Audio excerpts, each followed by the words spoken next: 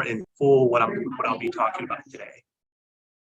So I'll share my screen so that we can start.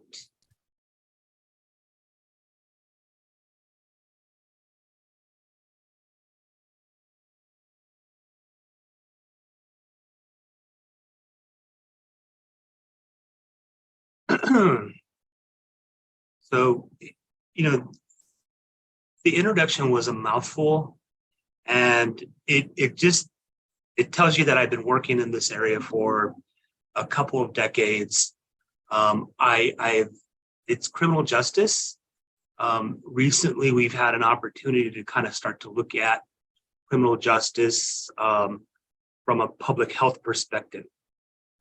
Understanding that the Western model of criminal justice simply wasn't working for our tribe.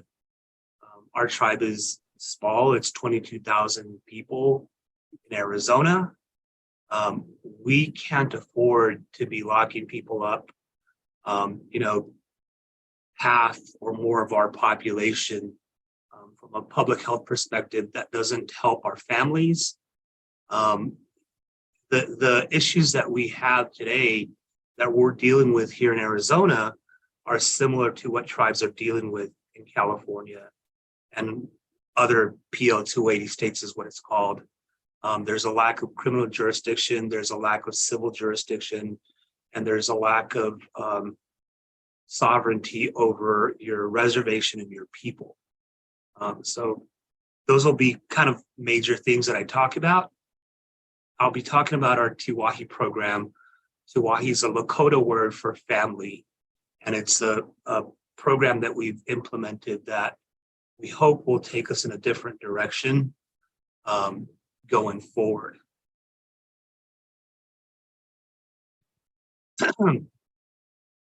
Some of the materials that you have will kind of explain some of the jurisdictional problems in Indian country.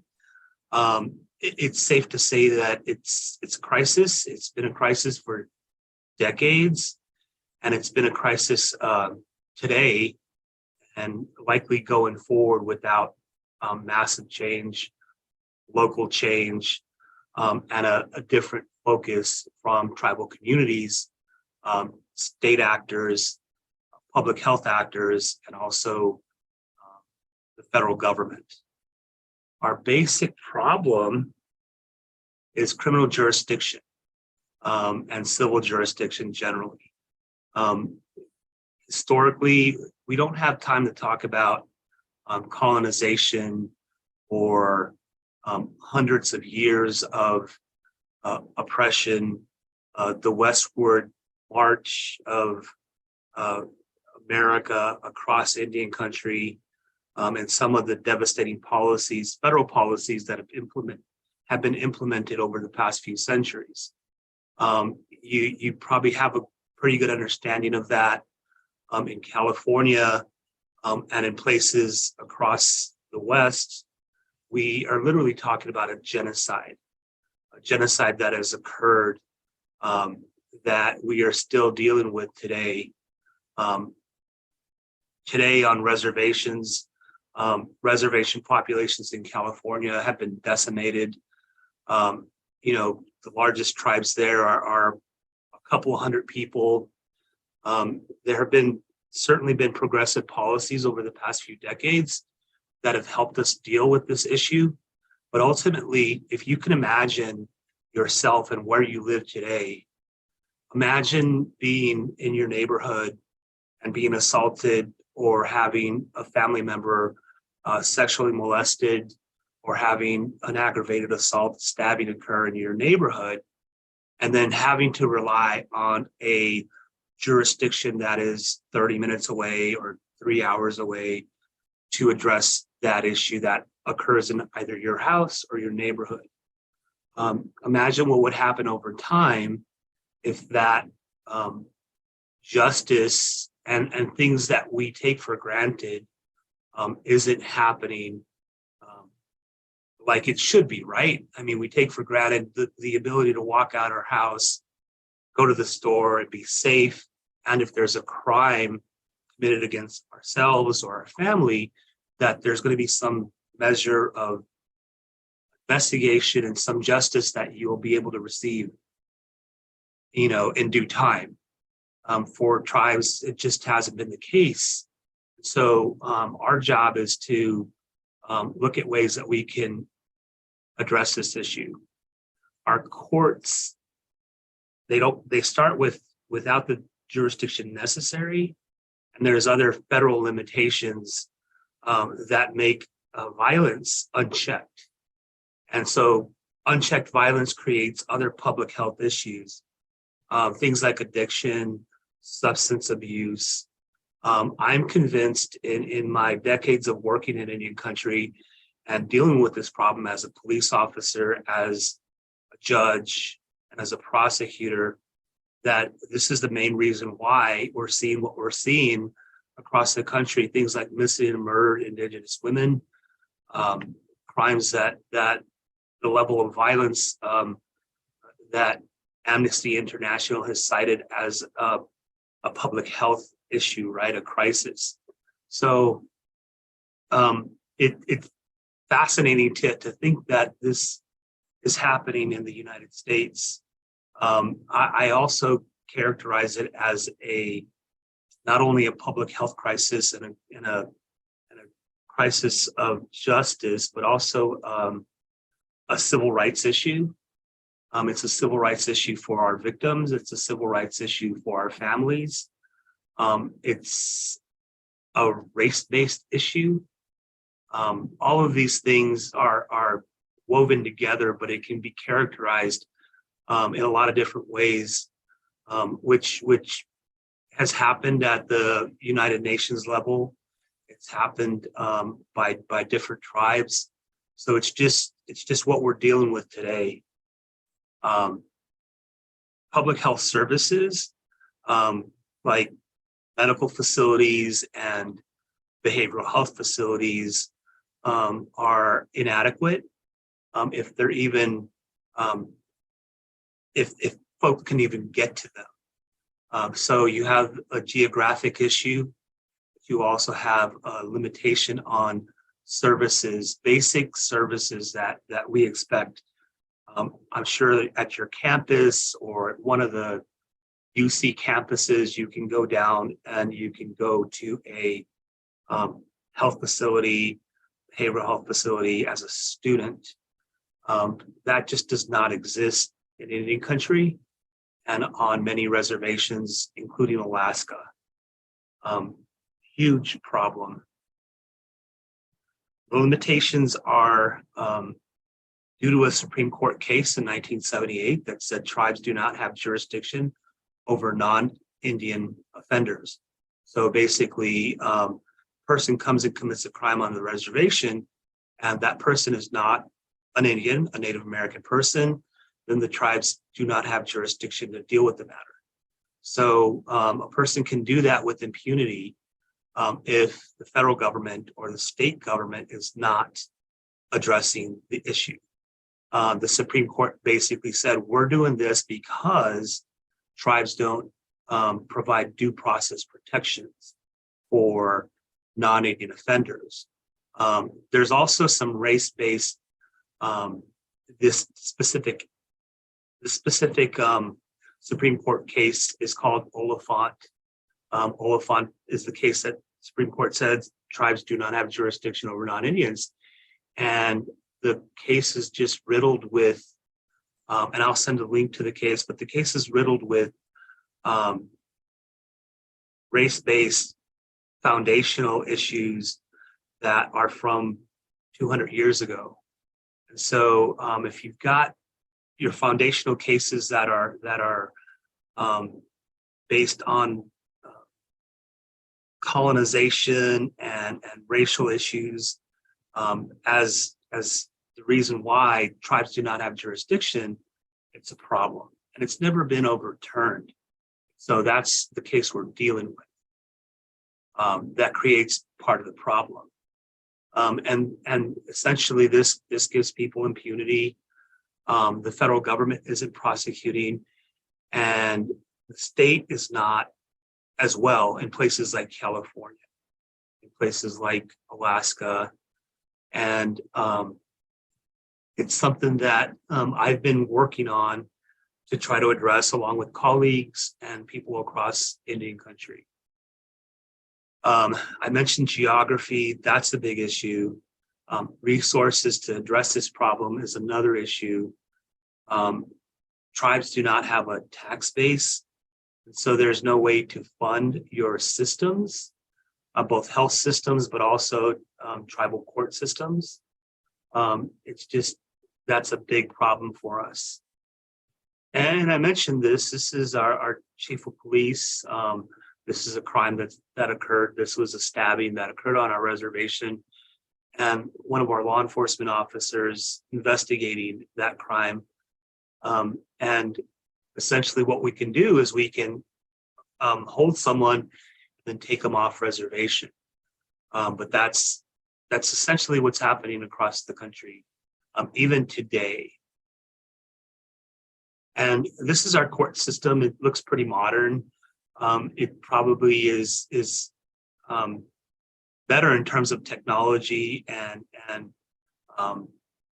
it's our capabilities when you compare it to maybe the average rural county court or a small municipality. So we have the judges, prosecutors, public defenders, law enforcement, and a modern court system to administer justice. We're just not trusted to do that. So tribal governments are not trusted to do that by the federal government or even the state government. But the tribal government is a local government in place to provide these services. Tribal governments are elected leaders, they're council members, they're tribal members, and their first duty is to protect people that live on the reservation. It's not to run a casino.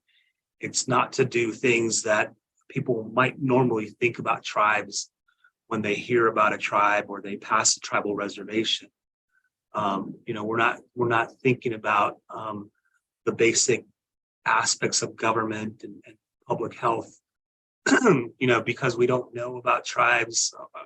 What might happen and go through our head is instantly people think casinos, tribes have money, there's no problems. No money, no problems, or more money, more problems, or more money, no problems. So it's just, and maybe tribes do a bad job of communicating and putting things out into the media so that the general public understands some of these issues. Here in Arizona, we're on a small reservation. We're southwest of the city of Tucson, Arizona. There's a population there of about a little more, maybe 1.5 million. It's a larger regional area that we're located in. Now we're closer to 22,000 enrolled members. We have off-reservation communities. Tribal members, most of them live off-reservation in Tucson or Phoenix or Flagstaff. We have a community in Fresno as well, about 500 Yaqui Indians. We have non-Indians who work here on the reservation. I mentioned that we don't have jurisdiction over non-Indians, but they like to hang out with us. They like to date us. We take them to the movies. We're in relationships with non-Indian folks. Our first contact with non-Indians was in 1533, when we first were contacted by the Spanish as they made their way across, looking for the lost cities of gold, the lost cities of Cibola. So hundreds of years ago, the Spanish wanted to hang out with us. We had hundreds of years of war and conflict, not only with the Spanish, but with the Mexican government and also the US government. A genocide of the Yaqui people, enslavement of the Yaqui people, and also years of destruction of our land and our way of life, and the theft of our water. the Rio Yaqui is a river that runs from the headwaters are in Arizona, and it runs into the Gulf of California, cutting across Mexico. That's our river. It is where we had 50 villages of Yaqui tribal members hundreds of years ago, before our contact with the Spanish. We live in a very fertile area in Sonora, Mexico. Our tribe obviously moves back and forth across a contemporary border, which has been placed without consultation with tribes and people. The border was placed to support the political aspirations of the U.S. And so that displaced people. Everything that you see happen and you hear about the border, you should think about the indigenous people that were here, because it's impacting the people as well. We still have, obviously, since the Spanish, since 1533, non-Indian folks still want to hang out with Yaquis. We're that popular. That's probably true of the Navajo. I don't know why, but they're here and we hang out with them. But we don't have jurisdiction to address issues that might come up. This tribe now does. We've implemented new federal laws to prosecute offenders of domestic violence over non-Indian males and females and victims. And so it's a little safer here than it is elsewhere. Our population and our demographics are interesting. When you think about public health and you think about poverty on reservations, we're a fairly young tribe. Not as much marriage going on here as opposed to the state of Arizona. There's a lot of female head of households here, single mothers on reservation as compared to the county. There's almost 50%, close to 50% of our tribal members on reservation live in poverty. Unemployment is pretty high at 24%. It's higher on different reservations. Our graduation rate is a little lower than the state of Arizona. The mortality rate for Yaqui males is 49. So 2 years I'm past the rate for Yaqui males. So I don't know what I'm doing. Maybe I'm eating less beans and bean burritos or fry bread, but I'm beating the average. Knock on wood. The female mortality rate here, the average rate is about 59, the age of 59. I think in other populations, it's closer to the 70s. And so it's an issue. These rates, these mortality rates are due to substance abuse, liver failure, diabetes. These things are happening in people that are like as young as 20 and 21. And so the field you're going into, you're likely to see tribal members come into your practice. You're going to be faced with a young person likely who might have diabetes or might be dealing with substance abuse issues, or might be in liver failure and be on dialysis, kidney failure. So these are things that you're going to see. And it's what we're dealing with here as well, with our folks. And if you can imagine trying to uphold your traditions, your language, your ceremonies, but your elders are dying, your grandparents are dying, and your grandparents aren't able to teach you these things that you need to do to sustain your community, it has a devastating effect. I link the health outcomes to jurisdiction and some of the issues that are happening in the criminal justice arena. We've seen it. We've been able to track it. We haven't done any true evaluations, So no scientific data that I can show you here today to kind of prove what I'm trying to explain, but we're working on it. Our program, I mentioned Tawahi. Tawahi is a Obama-era White House initiative that was developed in 2016. Tawahi is essentially a extra federal funding that goes to tribes to develop culturally significant programs so that they can address some of the issues we just talked about. I mentioned Tawahi. That's a Lakota word for family. Our program is the same. It's called Itham Uemia. And that means family in Yaqui. And so our goal to address these problems that we're seeing is family-based. It's taking and going back to our roots, our culture, our values, and focusing on that instead of using a Western court system to have good outcomes and bring safety and health to our community. So it's just a different way of looking at it. That word on the top there is pronounced Whana Ora. It looks like Wanatahi, but it's Whana Ora. It's a Maori term. It's a Maori language from New Zealand.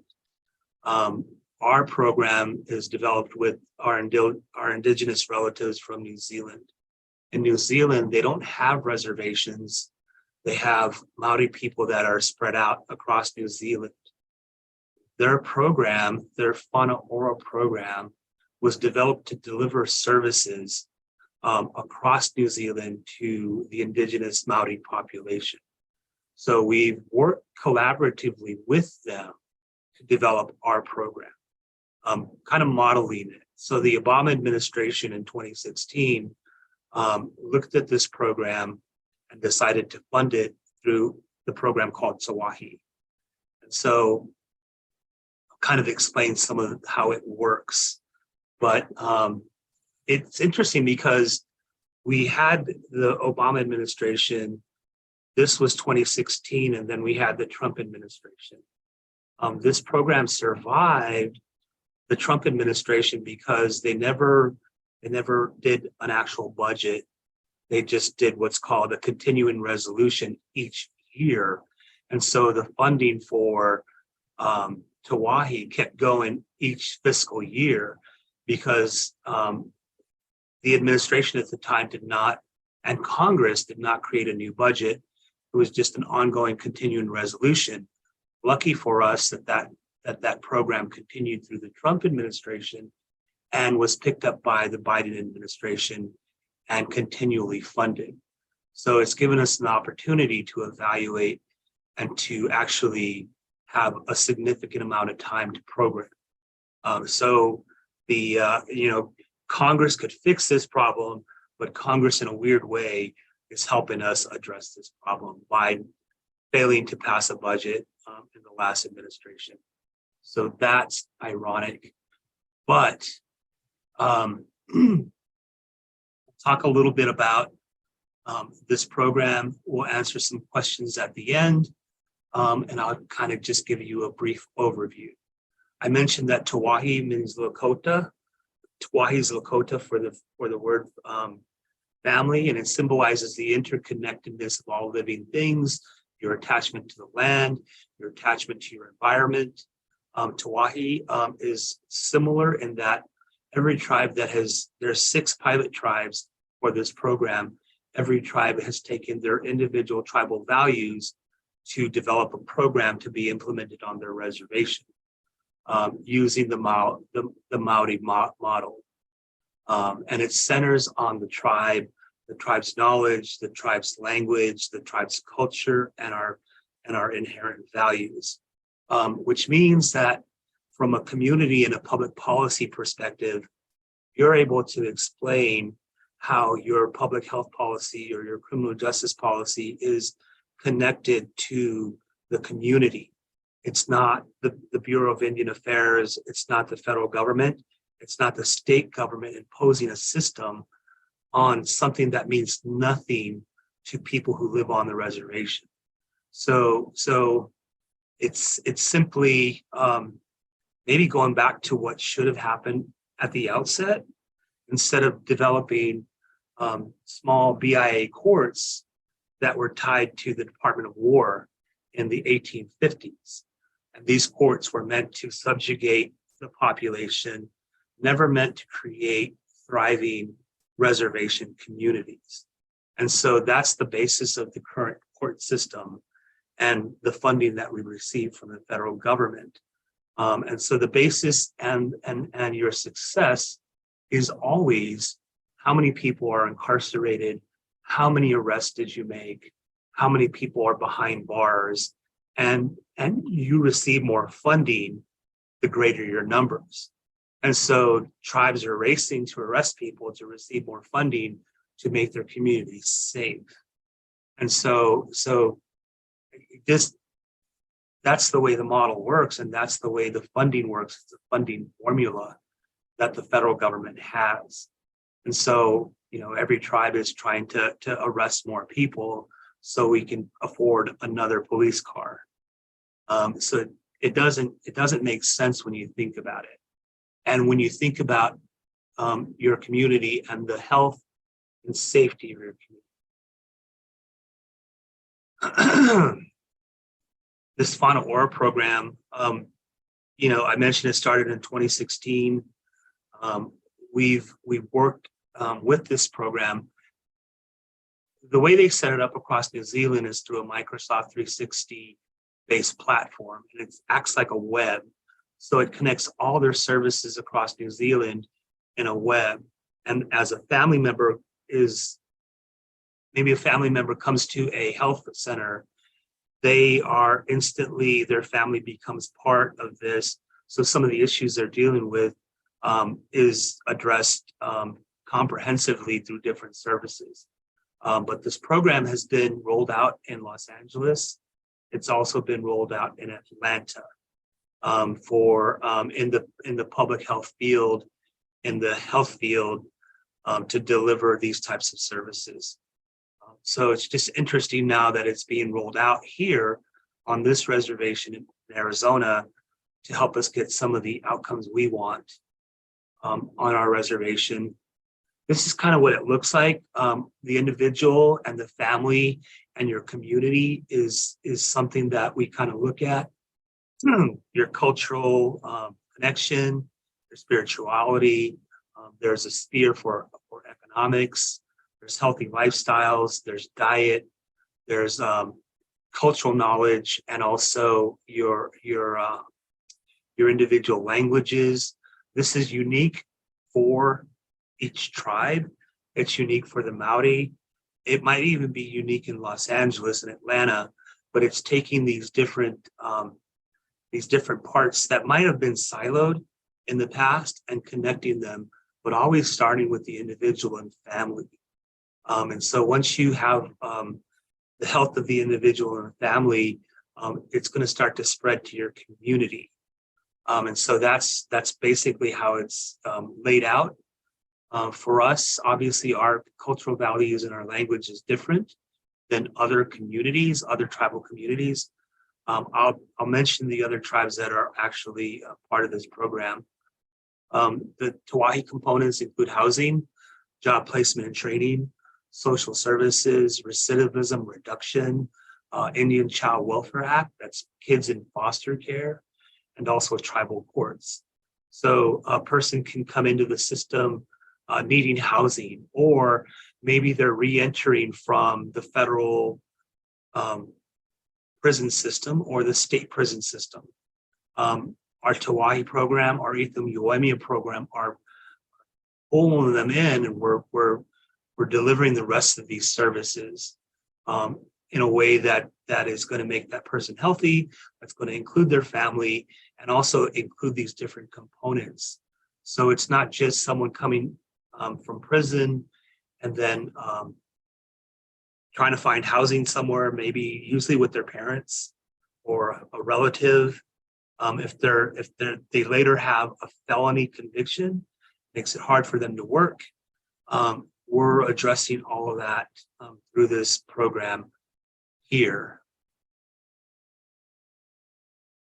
I mentioned that this federal funding is helping us create housing opportunities for single mothers, for mothers that are involved in the foster care system. They're keeping their kids together.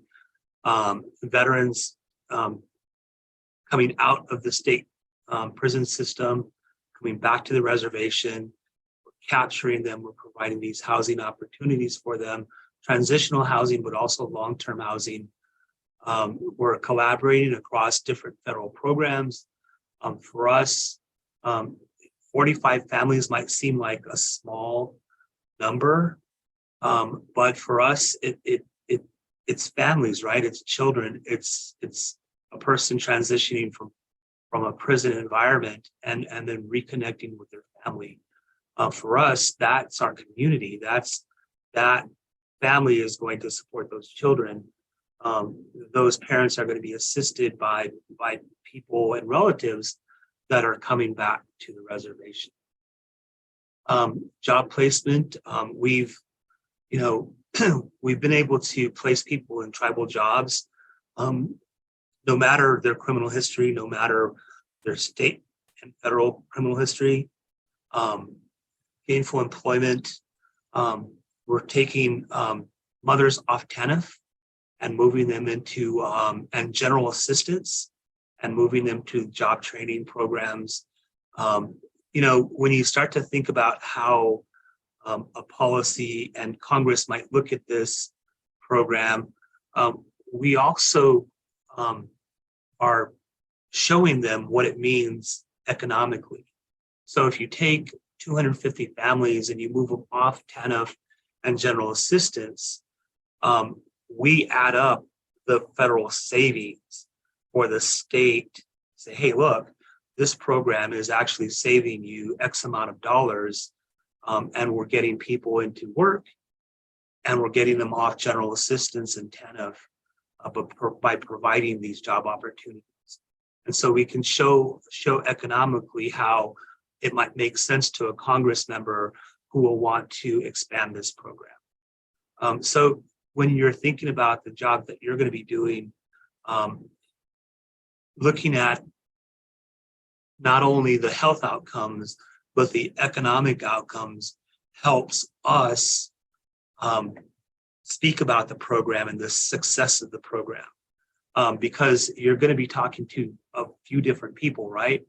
People that want to know the cost. Is it working? How healthy are your families? What are your metrics? But that economic conversation helps us talk to members that might be skeptical about, costs or the implications to the tax dollar. So it's just an interesting way that we've kind of started to look at it. Social services is important for women and children and families, missing and murdered Indigenous women, to have resources provided to them. We're providing additional social workers. We're doing training. We're doing student loan repayment, all under the rubric of Tawahi and Itham Yoemia. These are services that are wraparound services for people that come into the system for us. So that Tawahi funding is funding these different programs across 6 pilot sites. Recidivism reduction, because we have a cultural component built into not only people that have come out of the tribal justice system, the state and federal justice system, but also inside, behind the walls, delivering cultural content to people, language, culture, ceremonies. It's helping them become resilient, but also when you add the other components, we know that for us, after looking at this from 6 and 12 month segments, that our recidivism rate is better than the state recidivism rate and the federal recidivism rate. Even if we're dealing with someone transitioning out of the state or federal system. So we're also looking at youth recidivism rate as well. So it's above the national average for both youth and adults. I think it's because it's got a cultural component to it that we don't necessarily think about when we think about our community members in prison. It's always, what have you done? Have you paid whatever you have to pay the society? And we're still going to label you. We're not going to celebrate some of the things that make you who you are, but we're going to put you in a corner. We're going to make it difficult for you to work, to obtain housing, and you're going to continue having to live through that even after your sentence is complete. That doesn't make our community stronger, not only from a public health perspective, but also a political perspective. Our small community, we can't afford to have the majority of our community not be able to vote, not be able to work. And so these are all things that are connected to what we're talking about today. And it's something that our policymakers think about when we're discussing things like recidivism, reentry, and how we treat our community members. Indian Child Welfare Act and foster care, there's a big case in front of the Supreme Court. It's called Brackeen. Brackeen is going to basically probably dismantle the tribe's ability to go into state court to protect our families. We are operating in state courts, trying to keep our families together, trying to ensure that our tribal children aren't being adopted out to non-tribal children. That's been difficult. We have cases in Phoenix, Tucson, and across the country. Our goal is to keep our families together.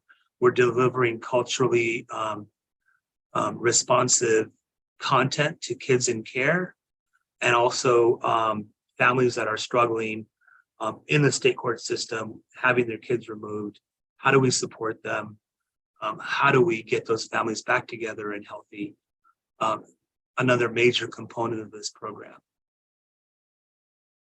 Tribal justice systems, obviously, having been part of that, I understand the impact it has. I know that we need alternatives, and we have alternatives now built into our tribal courts. We are able to protect tribal victims and women and children from non-Indian offenders, but we also know that the system is part of the problem. And so we have to reform the system so that we can have better health outcomes for our community.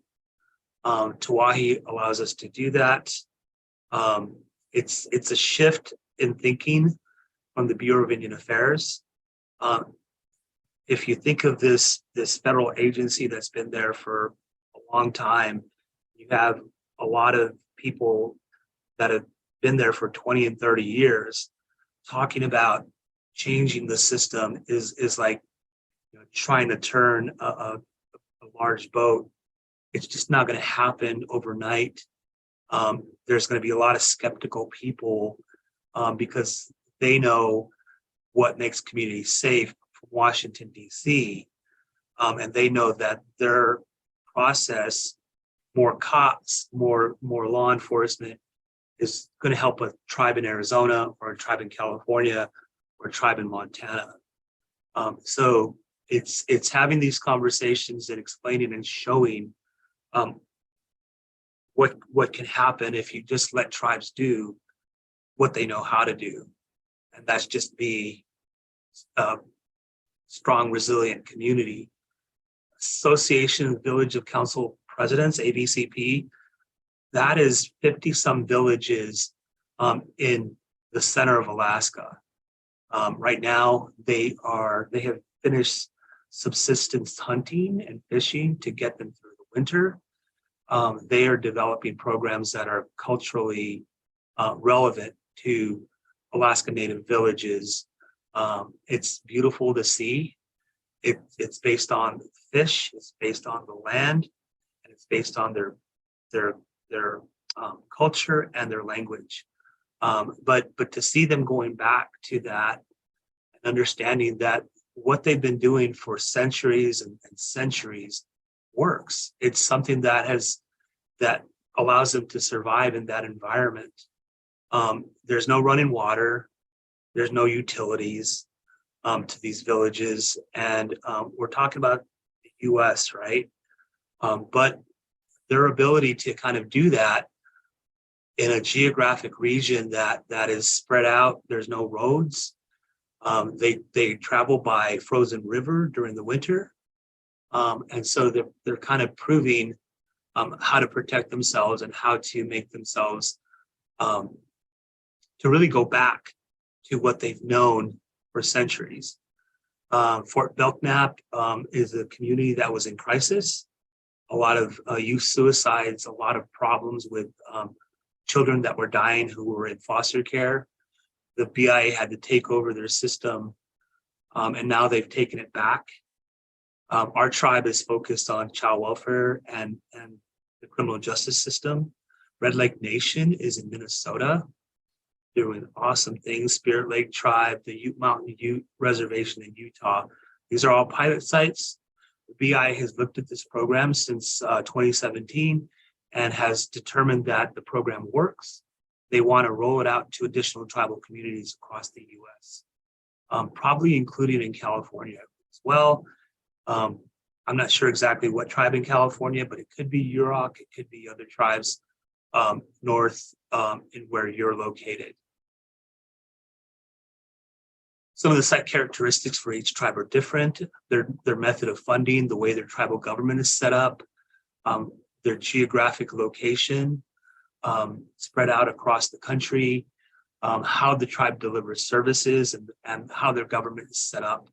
So the goal is to kind of prove that if you provide the opportunity and the resources and the tribe can actually use their cultural values, implement it and to actually change and reform their system, you can do it across many different tribes, many different communities, because it's culturally relevant to that community.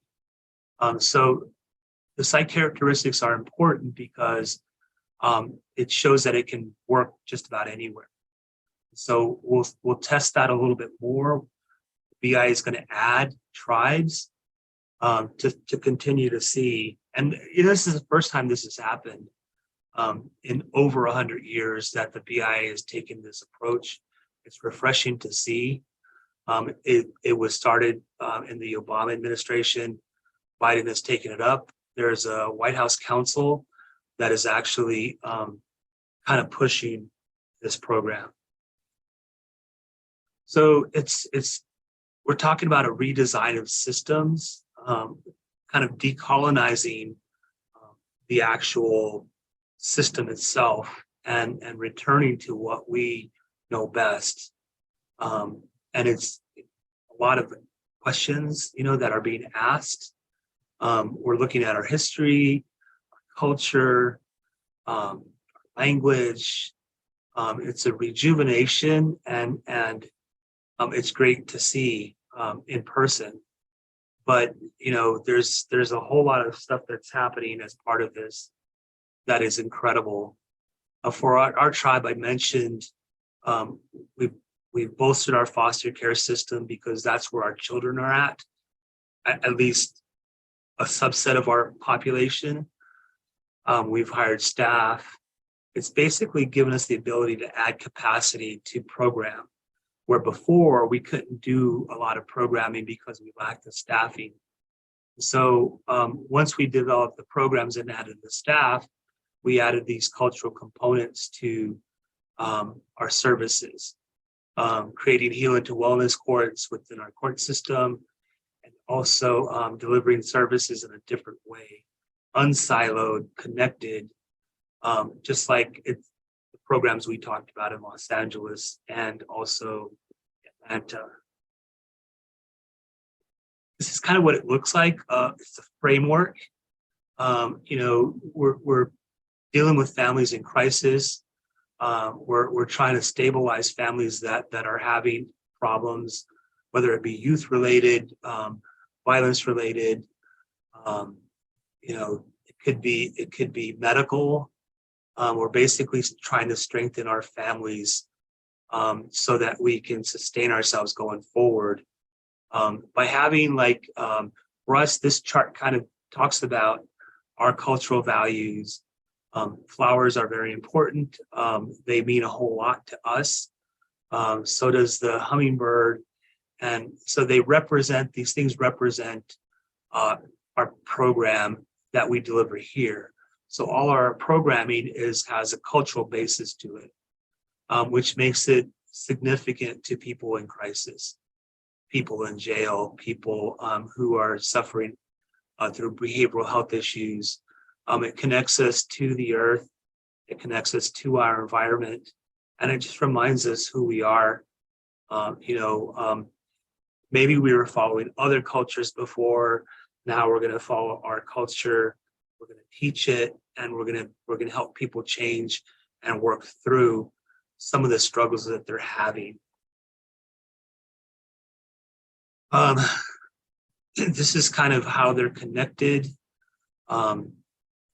It's just making sure that once a person comes into the system, that we're ensuring that we're touching some of these issues if we can. And a lot of this is centered on it's not a form, but it's an intake process that identifies the issues that a person might be having. It could be a pretrial intake form at the court. It could be a behavioral health intake form that's asking some of the same questions, or it could be from the health department, from a person who's suffering with diabetic complications. I talked about the family.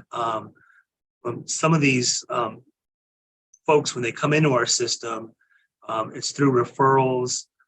Sometimes, like I mentioned, it could be the judge. It could be an outside agency. It could be a foster program. This is how we kind of track it. Our outcomes are not numbers. Our metrics are not numbers. It's values.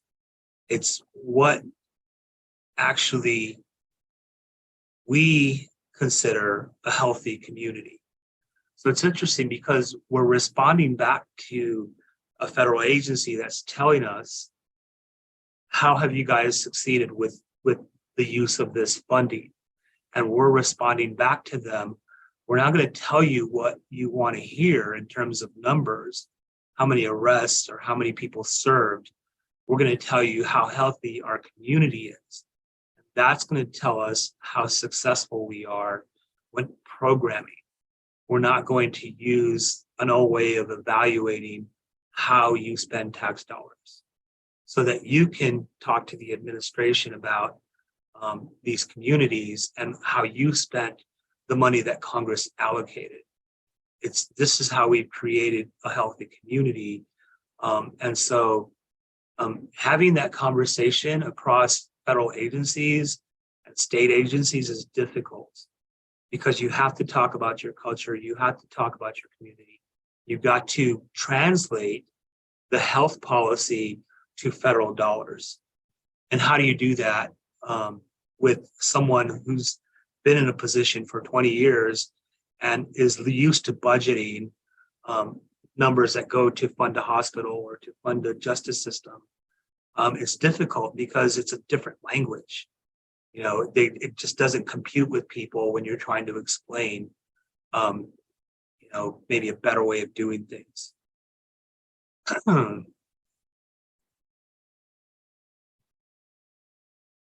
So some of these things are you have to still collect numbers, obviously. You have to still kind of translate that when you're talking to your federal funders, but we're doing it in a different way. And this program kind of helps us do that when we're explaining to funders what we're doing. So the goal of this program will be to roll it out to additional reservations across the country. We're helping with the selection of that, with the new sites, to see the transformation in a federal agency whose original goal was the Department of War for reservations, to now have them change how they're going to deliver services and allocate millions of dollars. It's something that's never happened before. And so I hope that we can continue building the program to address the issues we talked about. And I've got my fingers crossed. We're evaluating programs still by using third-party evaluators to kind of show not only different outcomes, but also the social return on investment. So we're looking at social return on investment in terms of an overall way that we can characterize the return, right? So this is health outcomes. And so if you have someone who's re-entering from prison and they're working and they're housed and they've addressed any behavioral health issues, mental health issues, how do you monetize that so you can talk to funders? So we're looking at a social return on investment way to show the overall impact to our community. The health impacts, the numbers that you can start to see will change over time. So that's going to be a huge component, but we're trying to evaluate right now so that we can have these conversations with Congress. They're currently working on the 2025 budget. And, they're asking these questions. We just haven't been able to put enough work together and evaluations together so it's evidence-based, and they're looking at something that we can show to appropriations so that they can continue the funding. That's all I have. I know we're almost out of time, or we might be over. I'm sorry. Dr. Kelly, I know that there might be some questions. I'm willing to be here if your students have questions about the program and how it works. Thank you so much, AG Urbina.